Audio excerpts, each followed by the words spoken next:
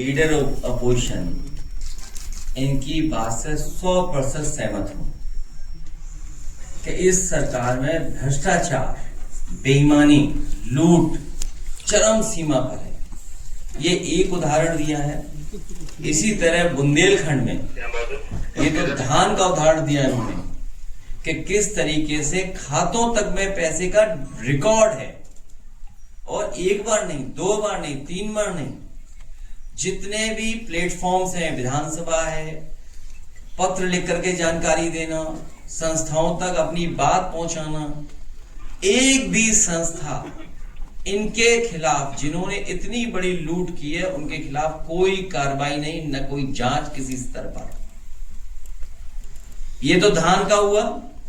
इससे पहले बुंदेलखंड के कई किसान समय समय पर मिले और जो मूंगफली खरीद थी उसमें भी बड़े पैमाने पर बेईमानी हुई। जो मूंगफली खरीद वाले लोग थे, जो किसान है, उनको लाभ नहीं मिला, उनके लिए जो कीमत तय थी उन्हें नहीं मिली। बिचौलिया और भारतीय जनता पार्टी के कार्यकर्ताओं ने ये बेईमानी की। धान के बाद मूंगफली, मूंगफली के बाद आज गेहूं की खरीद में भी ये सरकार बड़े बड़े लोगों से, उद्योगपतियों से मिली हुई है। जब सरकार को ये पता है, सरकार की जानकारी में है कि अगर किसान अपना खुले बाजार में भी बेचेगा तो उसे कीमत ज्यादा मिलेगी, लेकिन सरकार ने पाबंदी लगाई कि इससे ऊपर कोई भी आड़तिया, उद्योगपति खरीद नहीं सकता है। गेहूं की कीमत किसान को ज्यादा मिल सकती है, लेकिन सरकार उसको, किसान को कीमत नहीं देना चाहता। न केवल ये, बल्कि किसान के ऊपर लगातार संकट पैदा हो रहा है। बिजली महंगी, डीजल पेट्रोल महंगा, खाद महंगी, कीटनाशक दवाइयां महंगी, उनका हर जरूरत का सामान महंगा, जीएसटी लगा करके जितने भी एग्रीकल्चर इक्विपमेंट्स हैं वो महंगे। और अगर कोई सवाल पूछे, कोई इनसे सवाल करे तो उसके ऊपर कार्रवाई है, और अगर कोई ज्यादा आंदोलन में शामिल हो उनके सरकार के खिलाफ तो बताओ उसकी पगड़ी उगाड़ देंगे, पगड़ी उछाल देंगे। और किसानों की पगड़ी एक बार नहीं उछाली इन्होंने, कई मौके ऐसे आए हैं जहां किसानों को इस भारतीय जनता पार्टी की सरकार ने अपमानित किया है। चाहे वो गाजीपुर से लेकर के गाजियाबाद तक कई उदाहरण हम दे सकते हैं जहां किसानों की लूट इस सरकार में हुई है और समय समय पे किसान को अपमानित होना पड़ा है। जहां तक भ्रष्टाचार का सवाल है, आज ही लखनऊ में आप में से बहुत सारे साथियों ने अखबार की वो तस्वीरें देखी होंगी जिसमें बेकरी में आग लगी, 2 लोगों की जान चली गई। ये एक जीता जागता हुआ भ्रष्टाचार का उदाहरण है, क्योंकि जितने भी संस्थाएं हैं जो फायर का एनओसी देते हैं वो जानबूझ करके चलवा रहे हैं। हर जगह पर, हर जगह ऐसी इंडस्ट्री, संस्थाएं चलवा रहे हैं क्योंकि उनका महीना फिक्स है। अगर वो एनओसी दे देंगे तो महीने का क्या होगा? आपको याद होगा, इसी शहर में सबसे प्राइम जगह पर हजरतगंज में एक बड़े होटल में आग लगी थी जिसमें जान गई थी। उसके बाद न जाने कितनी इंस्टीट्यूशंस को, न केवल उत्तर प्रदेश की बल्कि जितनी भी इंस्टीट्यूशन उत्तर प्रदेश में, सबको नोटिस दिया था फायर का। लखनऊ में तो दिया ही दिया था, राजधानी में, लेकिन पूरे उत्तर प्रदेश में सभी को नोटिस दिया था। अगर नोटिस उस समय दिए गए थे तो आखिरकार फायर डिपार्टमेंट क्या कर रहा था? आज कैसे आग लग गई? जो इनकी महीना वसूली है, अगर एनओसी दे देते तो महीना वसूली कैसे होती? यही नहीं, भ्रष्टाचार का अखबार में कई अधिकारियों के खिलाफ कार्रवाई होने जा रही है 165 करोड़ रुपए की धांधली को लेकर के। ये तो बहुत छोटा है। 165 करोड़ इस सरकार के लिए क्या है? इस सरकार में इतना बड़ा पेड़ ऐसे है, कितना भी समाया जाएगा। 165 तो कुछ भी नहीं है। एक देखो कितने ईमानदार अधिकारी थे, कितना ईमान था उनका कि उन्होंने अपने नाम पे एक भी नहीं फ्लैट रखा और अपने सहयोगी साथियों के नाम पे न जाने कितने फ्लैट कर दिए। उत्तर प्रदेश नहीं, उत्तर प्रदेश के बाहर ये तो पहली बार सरकार में देखने को मिल रहा है कि उत्तर प्रदेश के बाहर इन्वेस्टमेंट हो रहा है उत्तर प्रदेश के अधिकारियों का। उत्तर प्रदेश के अधिकारियों का इन्वेस्टमेंट उत्तर प्रदेश के बाहर हो रहा है। कुछ उत्तर प्रदेश के अधिकारी कर रहे हैं इन्वेस्टमेंट, कुछ उत्तर प्रदेश के बाहर से आए हुए अधिकारी जो बहुत ही मलाईदार पोस्ट पे हैं, वो इन्वेस्टमेंट दूसरे स्टेट में कर रहे हैं, जिसमें एक बार तो जाने कितना पैसा पकड़ा गया था। और कमीशन का झगड़ा तो हमने आपने सबने देखा। वो कमीशन का झगड़ा नहीं था, वो बंटवारे का झगड़ा था। और जितने भी मुख्य हैं सब इसी में लगे हुए हैं, क्योंकि चली चला की बेला में जिसके हाथ में जितना लग जाए। और सोचिए हमारी भगवान कितनी मदद करता है। लाए थे अपने आप को चमकाने के लिए, और देखिए तारीफ कितनी हम लोग भी करके गए। वो सच्चे ईमानदार इंसान, उनकी प्रतिष्ठा, उनका सम्मान आज भी न केवल क्रिकेट में बल्कि क्रिकेट के बाहर भी जो लोग हैं वो उनको बहुत सम्मान देते हैं। बहुत सम्मानीय पर्सनालिटी है। और सोचिए झूठे लाए उनको समझाने के लिए कि ये हमारा बनाया हुआ है। और देखिए क्यों ना करते, क्योंकि एक डीजीपी आए थे यहां पर, उन्होंने हमारी शिलान्यास की, उद्घाटन की दोनों की पट्टियां हटाई थी। हमें याद है उन्होंने कहीं फार्म हाउस बनाया है उत्तर प्रदेश से बाहर, जिन्होंने हमारे नाम की पट्टियां नहीं लगने दी। नाम मत बोलो, इन्होंने ऐसा बोला मैं जान गया किसका नाम ले रहे हैं, क्योंकि जितना मैं कह रहा हूं वो सब समझ रहे हैं बात को। तो सोचिए आप, पट्टियां नहीं लगी थी, छिपा दी होगी। अगर वो उन्हें पट्टियां दिखाई दे जाती तो बात दूसरे ढंग से हो रही होती, कि कोई भी किसी को इस तरह शर्मिंदा नहीं करते। सरकार को ही शर्मिंदा होना पड़ गया। सोचिए आज भी समाजवादियों का काम है। मैं आज चौहान समाज के लोगों का धन्यवाद देना चाहता हूं। दूर दूर से ये चल करके आए। मैं इनकी भावना को और इनके जो सोच है, जो इन्होंने आज हम लोगों के बीच में बातें रखी हैं, मैं एक एक चौहान समाज का धन्यवाद देता हूं, आभार प्रकट करता हूं और उन्हें भरोसा दिलाता हूं कि जब भी समाजवादी सरकार बनेगी उन्हें पूरे तरीके से सम्मान दिलाने का काम हम सब लोग मिलकर करेंगे। ये हमारे पीढ़ी के सदस्य हैं, इनकी पीड़ा हमारी पीड़ा एक है। ये पीड़ा का रिश्ता है, ये दुख का रिश्ता है। ये भी समय समय पर अपमानित होते हैं। एक एसओ ने, हमारे एक साथी ने बताया कि एक एसओ ने इसलिए मारा कि उसने सच्चाई सवाल पूछ लिया। ये सरकार तो कैसी है कि अगर सवाल पूछोगे तो आप पर मुकदमा हो जाएगा, आपकी संस्था बंद हो जाएगी। लोकतंत्र में बाबा साहब भीमराव अम्बेडकर जी ने जो संविधान दिया उसके तहत विपक्षी या आम जनता सवाल पूछ सकती है, अपना सवाल कर सकती है। यही तो तानाशाही है। और देखिए तानाशाहों को भी कभी कभी सबक मिलता है। महफिल बहुत सजाई थी, लेकिन गन्ना चूसने वाले लूट ले गए, अकेले रह गए। बहुत सजाई थी महफिल, कोई और महफिल को लूट ले गया। ये तो तस्वीरें मैंने सोशल मीडिया पे देखी, इसलिए बात कह रहा हूं मैं। मुझे सोशल मीडिया का धन्यवाद देता हूं कि उसके माध्यम से कुछ तो सच्चाई, कुछ तो तस्वीरें हमें देखने को मिलती। उसी के माध्यम से जो एक शेर कई सदनों में कई बार एकदम फिट होता है बीजेपी पर। मैं आए हुए मिश्रा जी का धन्यवाद दूंगा, उन्होंने बहुत मुकाबला किया। अचानक आज हमें यहाँ मिल गए चौहान समाज के कार्यक्रम में।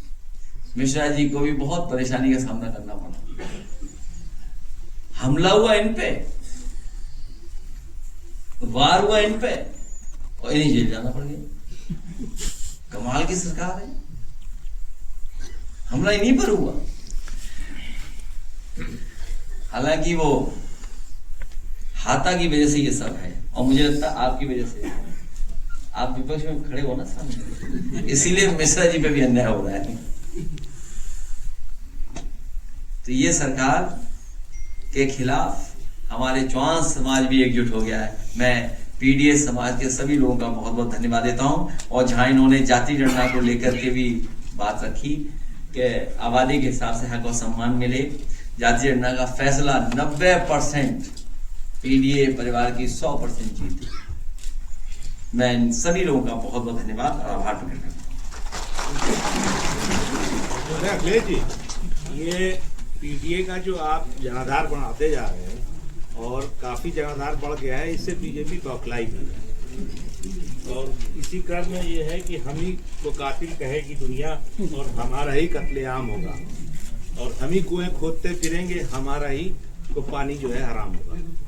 तो ये इस पे जो बीजेपी कर रही है, जो आप ये सारी बातों को कर रहे हैं कि भ्रष्टाचार हो रहा है, इस सब को जब आप कहते हैं, बेरोजगारी की बात करते हैं और तमाम चीजों की बात करते हैं, तो वो धर्म को आगे करते हैं और सारे मुद्दों को भटका देते।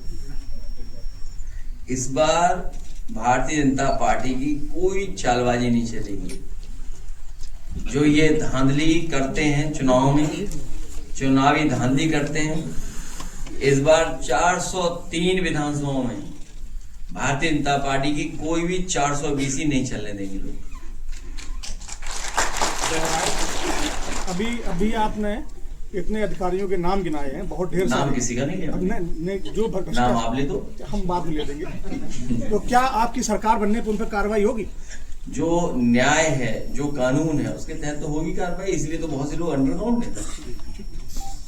और सुनने में आया, हालांकि मुझे नहीं पता जानकारी क्या है, आपको बेहतर होगी, जो पकड़ा गया था उसके मोबाइल में बहुत से अधिकारियों का और भी रिकॉर्ड था, तो भी डिलीट कर दिया गया। तो मुख्य बात यह है कि इस सरकार में भ्रष्टाचार की कोई लिमिट नहीं है। इतना भ्रष्टाचार चल रहा है, अन्याय भी उतना ही चल रहा है। इसीलिए पीडीए परिवार एकजुट हो गया है और इसी एकजुट ताकत से घबरा करके भारतीय जनता पार्टी ने ये जाति गणना कराई है। और जाति गणना के में भी धांधली न हो, इसलिए पीडीए परिवार एकजुट रहेगा। अखिलेश जी, बहराइच में 800 साल से मेला लगता आ रहा है, इस बार सुरक्षा का हवाला देते हुए परमिशन नहीं दिया गया है, इस पर आप क्या कहेंगे? वो किसी मेले को पसंद नहीं कर सकते। भारतीय जनता पार्टी किसी भी भाईचारे को पसंद नहीं करती। मेले में सब लोग आते हैं, सब भाईचारे में आते हैं। आपने नहीं सुना था प्लेयर कौन था, उसी का नाम बदल दिया कुंभ में, स्नान में। सोशल मीडिया से इतना प्रभावित है सरकार कि सोशल मीडिया की जो तस्वीर देखी उसी के आधार पे हाउस में क्या कहलवा दिया। तो ये मिली जुली संस्कृति, भाईचारा, जहां लोग मिलजुल सकें, कारोबार, रोजगार, कारोबार हमें जोड़ता है। मेले में कौन आएगा, कौन बेचेगा, किसने सामान बनाया, कुछ नहीं पता है। मेले में लोग जुड़ते हैं एक दूसरे से। सुरक्षा का हवाला दिया गया उसमें। यहाँ कोई सुरक्षित नहीं है। आप सरकार के खिलाफ बोलोगे, आप भी सुरक्षित नहीं है।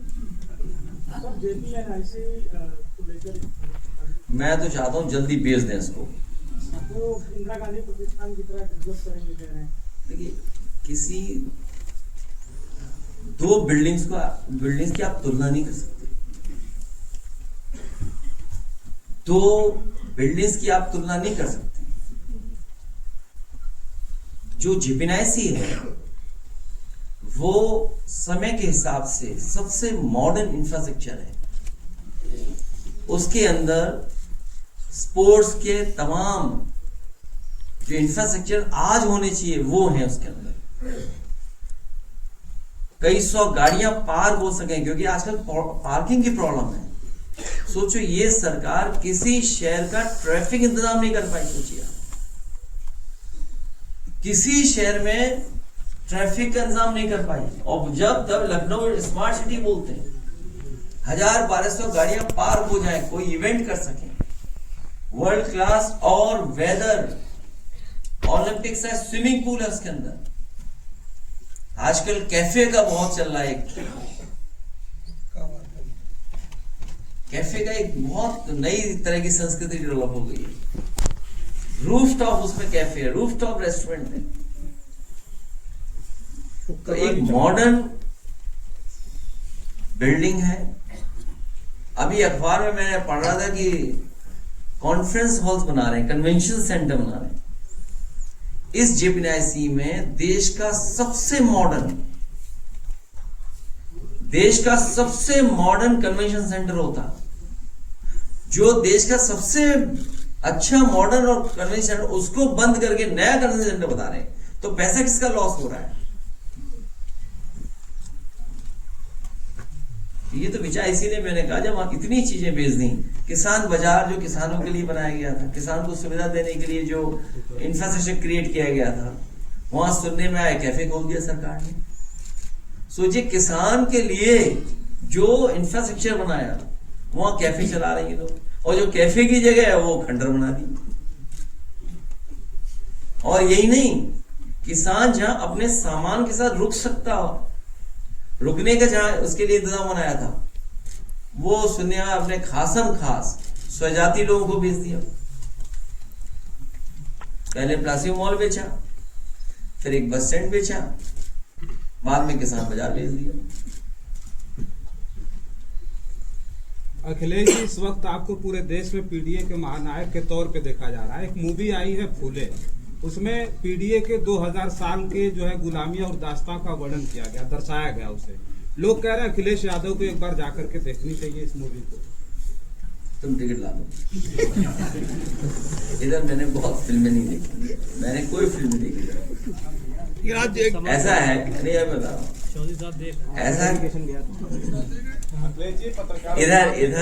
इधर मैंने बहुत दिनों से फिल्म नहीं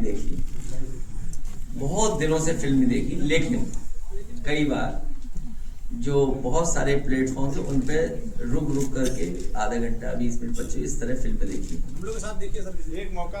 हाँ, एक मिनट कम से कम हमने दूसरों को फिल्म देखते हुए देखा है। वो फिल्म पता है कैसे देखते हैं? सबसे आगे बढ़ जाते हैं। अगर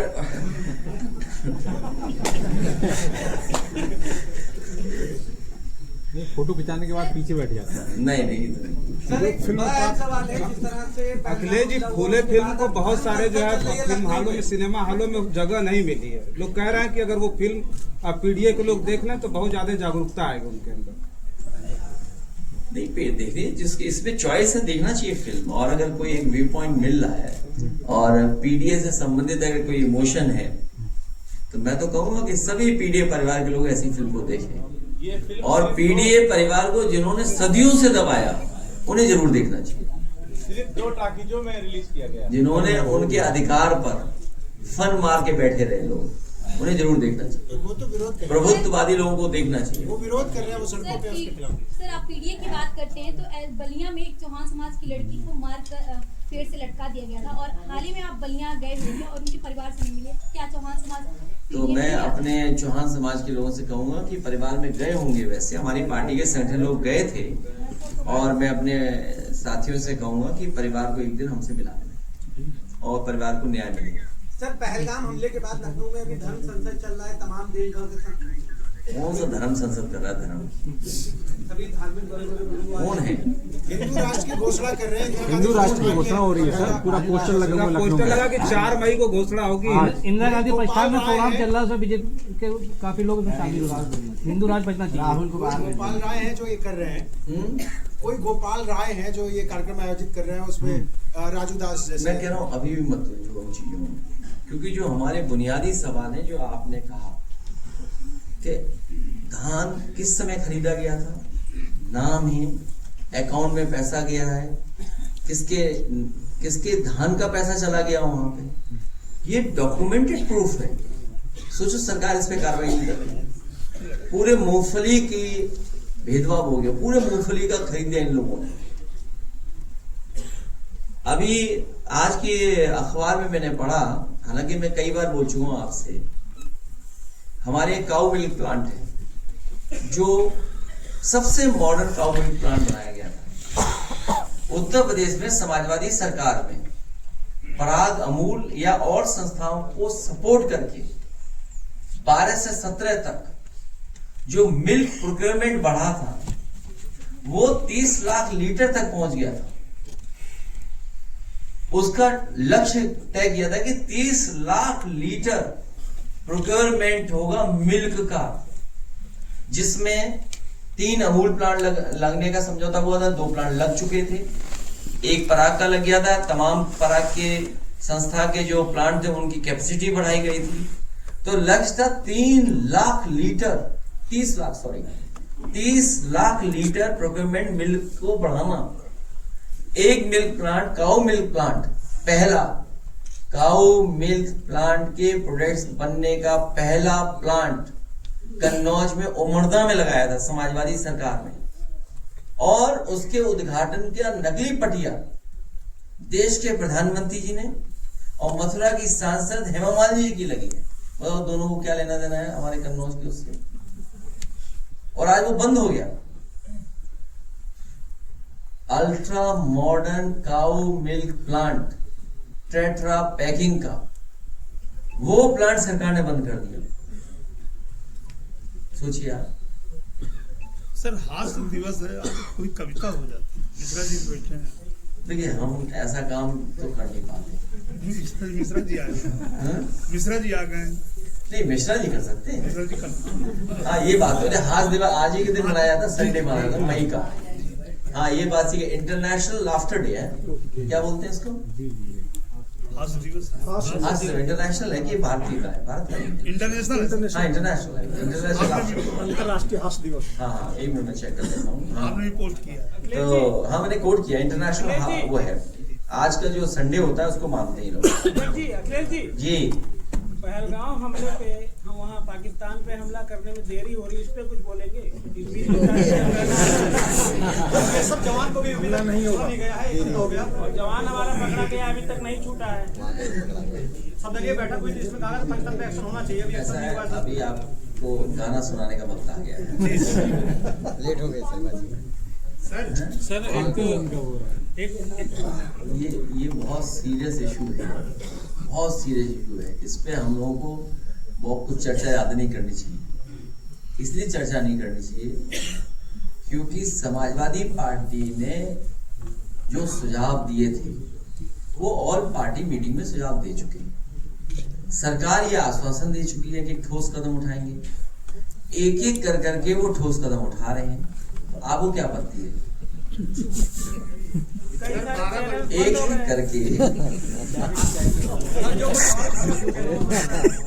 एक करके ठोस कदम उठाए जा रहे हैं। तो ठोस कदम सरकार को उठाने दीजिए। आप क्यों कमजोर करना चाहते हैं? ठोकने तभी तो हम लोग आवाज उठा रहे हैं। मांग रहे थे, यहाँ डिस्ट्रिक्ट स्ट्राइक हो रही है सर। तो इसलिए मैं चाहता हूँ कि उन्हें ठोस कदम उठाने दीजिए। हम और आप लोग उनका सहयोग करेंगे। एक साथी मुझे दिखाई देगा, यहाँ बेटा 300 किलोमीटर रन करके आया, नहीं आप वहीं से बोल दो। भैया जी एक जरूरी बात कहना चाहूँ, 3 महीने से आपके पास आना। आप लिख के देना, कहाँ की पत्रकार हो? नहीं भैया, मेरा नाम अखिलेश यादव कुशीनगर से है। कुछ नहीं, नामा राशि को परेशानी कर रही हो, कोई परेशानी बहुत जरूरी बात है। अभी सुन लेंगे। इनके सामने नहीं बात सुनेंगे, बहुत जरूरी बात है। अलग से सुन लेंगे, फिर तो बुलाएंगे नहीं। ये देखो चांस भाई जो कितने शरीफ इधर बैठे हुए हैं, ये इस मौके का फायदा उठा रहे हैं। पत्रकार जी बदल जाओ इसको यार, चढ़ाओ मत इसको। हमारे दो कितने पत्रकार साथी है उसको चढ़ा रहे हैं। भारतीय जनता पार्टी की सदस्यता ग्रहण हो रही थी सरकारी विद्यालय में। 1200 बच्चे थे। सुभाष इंटर कॉलेज बेदूपुर कुशीनगर, विधानसभा हाता। बता चुका शायद पहले। नहीं बताया नहीं बताइए। मैं बता पहली बार आया हूँ और एप्लीकेशन मिलाया तो आपसे मुलाकात नहीं दे दो हुआ। एप्लीकेशन ले लो इसकी। और मेरी नौकरी चली गई है। बस एक बूथ पर भारी हूँ। तो ये तो दुखी और पीड़ित है, पीडीए है। हाँ बताओ। सच्चाई बता रहे हैं, जब मैंने विरोध किया तो मेरी सैलरी रोक दी गई और उसके बाद सैलरी रोकने के बाद अनुशासनहीनता लगा दिया गया मेरे ऊपर विरोध करके कि तुम जाओ जो करना कर लो। अशोक कुमार पांडे वहाँ के प्रिंसिपल और विशाल सिंह जो ठाकुर वहाँ के प्रबंधक, दोनों लोग माँ बहन को गाली दिए मेरे। सच्चाई बता दो, उतने लोगों के बीच में कह रहा हूँ और ऊपर से मैं कुशीनगर के सारे कार्यकर्ताओं को मैंने बताया और उसके बाद कोई आवाज नहीं उठाया, इसीलिए मैं आपसे मिलने आया। चलिए अभी देखिए एविक्शन टाइम मिला देना, ऐसे मिला देना अभी बैठो मिला देंगे। ये साथी ये है जो समाजवादी पार्टी में हम लोगों से मिलने आया है, ये अपने काम से मिलने आया है, लेकिन ये दौड़ के मिलने आया है। पिछले 4 दिन से लगातार दौड़ करके आया है। क्या नाम है बेटा? आयुष यादव, जौनपुर से। ये लगातार 4 दिन दौड़ करके यहाँ पहुंचे, बहुत बधाई इनको। ये वो नौजवान हैं जो कुछ करना चाहते हैं और अगर इन्हें मौका मिल जाए फौज में भर्ती होने का, तो जो हमारा साथी यहाँ कह रहा है, ये अपनी जान की भी परवाह नहीं करेंगे, अपनी सीमा की रक्षा करेंगे। और इन्हें क्या नौकरी दे रहे हैं? वही आधी अधूरी नौकरी, कहाँ कौन जाएगा नौकरी के लिए? ठीक बेटा है बेटा, बहुत बधाई। बाराबंकी में विद्युत विभाग में जाति विशेष को देखकर लगभग 500 कर्मचारी आउटसोर्सिंग के निकाल दिए। अभी मुझे सूची मिली है कन्नौज से कि जाति विशेष से जहाँ वोट समाजवादी पार्टी को ज्यादा मिला है, वहां पर कोई एक्सीएन इंजीनियर साहब आए और डीएम साहब ने मिलकर मीटिंग की है। सुनने में आया डीएम साहब सीएम ऑफिस से गए, सुनने में आया। उन्होंने चिन्हित किए कि किस किस गाँव में एफआईआर लिखानी, छापा कहाँ मारना है। सोचो 2027 की तैयारी कर रहे हैं,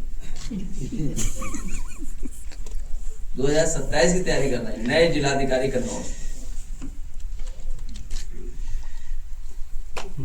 ठीक है। तो मैं चाहूंगा कि 2 गाने हैं, पहले रवि उसका गाना सुनाएंगे आप, जो अभी मैंने ट्वीट किया था, रवि राजा, वो गाना, और फिर हमारा पीडीए का गाना, और उसके बाद मिश्रा जी आपको हंसाएंगे, कुछ अपनी बात कहेंगे मिश्रा जी। सर एक बात ये कहनी थी कि थोड़ा सा जो मैसेज आ रहा है इसका प्रेस कॉन्फ्रेंस में, उसमें टाइमिंग गलती से वो दूसरी पड़ जा रही है। हाँ ये ठीक कह रहे हो आप। मैं अपने साथियों से कहूंगा कि अपना काम समय से खत्म करें, जिससे प्रेस को ज्यादा वेट न करना पड़ेगा।